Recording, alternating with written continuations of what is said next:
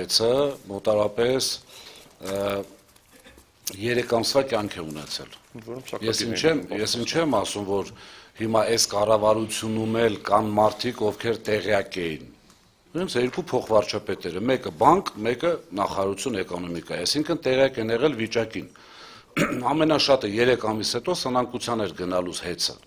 Խնդրեցին, Սամվել Կարապետյանը վերցրեց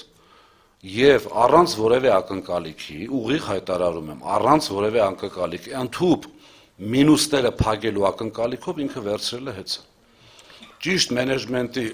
ճիշտ աշխատանքի արդյունքում հեծը, այսպես սնանկության գնացող հեծը դարել է շահութաբեր ընկերություն, բայց մոտավորապես 10 միլիարդ դոլար արժի հեծը, այսպես 100%-անոց, sense խոսք կա, չէ, հայերի մեջ ոսկե ջրելու, այսպես ասած, մոտավորապես 10 միլիարդ արժի։ Հիմա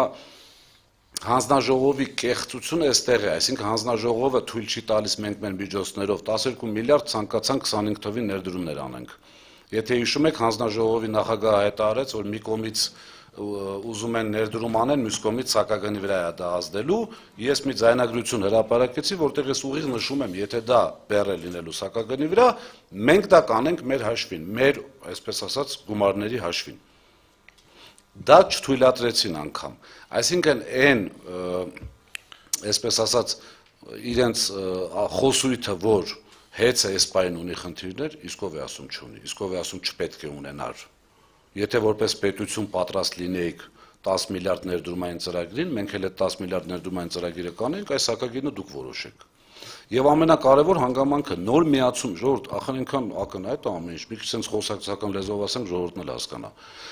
Պետական հանձնաժողովը իբրև թե անկախ թանկացնում է նոր միացման սակագինը, այսինքն նոր միացման համար վճարվող վարձավճարները, բերում գցում են մեր վրա, ասում են իրենք են թանկացրել։ Լավ էս,